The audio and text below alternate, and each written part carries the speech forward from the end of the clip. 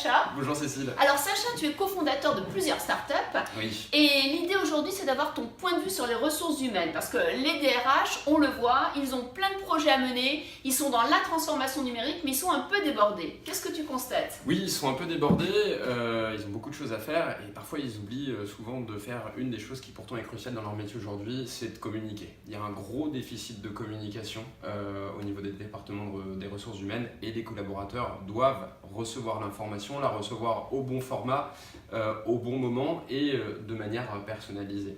Donc je dirais qu'il y a une marge de progression importante qu'on identifie au niveau des RH sur ce point-là de la communication. Alors ça veut dire que la communication, bien entendu, ça peut être des chartes, bien entendu, ça peut être des process, bien entendu, ça peut être des réunions informelles, et puis on dira des workshops dans du test and learn, mais il y a d'autres outils et tu développes un outil spécialisé en communication, en ancrage, c'est bien ça? Tout à fait. La solution Nshift que nous avons lancée il y a maintenant plus de 2 ans permet aux différents interlocuteurs dans les entreprises et notamment aux fonctions RH, aux fonctions de communication de délivrer des informations personnalisées à chaque collaborateur fonction de leur situation individuelle. Alors attends, je comprends pas bien. Imaginons qu'on déménage d'un bâtiment à un autre et qu'en fait tu veux adresser un message qui convainc chacun des collaborateurs. Comment tu fais pour l'individualiser ce message? Eh bien écoute, on va venir identifier les données laissées par le collaborateur sur les différents systèmes d'information de l'entreprise. On aura identifié, toi Cécile par exemple, ce qui t'intéresse ou en tout cas ce qui te préoccupe dans cette problématique de développement,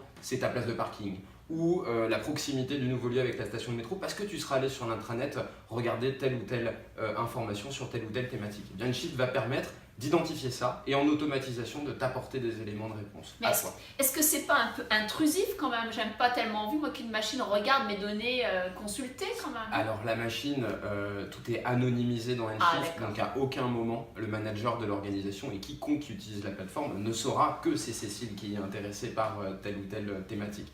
Par contre, d'un point de vue collaborateur et utilisateur, c'est la garantie que l'entreprise me donnera les informations qui sont pertinentes pour moi. Donc ça, tout le monde gagne en efficacité. Merci Sacha, donc vous l'avez compris, ce qui nous intéresse dans la solution de cette start-up, c'est d'une part qu'en fait c'est vraiment des systèmes qui aident à l'individualisation des réponses et d'autre part eh bien, que ces solutions sont déployées et testées dans des très grandes entreprises, qu'elles ont fait leurs preuves et qu'elles montrent qu'en fait c'est une autre forme de communication qu'on peut faire avec le numérique. Au revoir. Merci.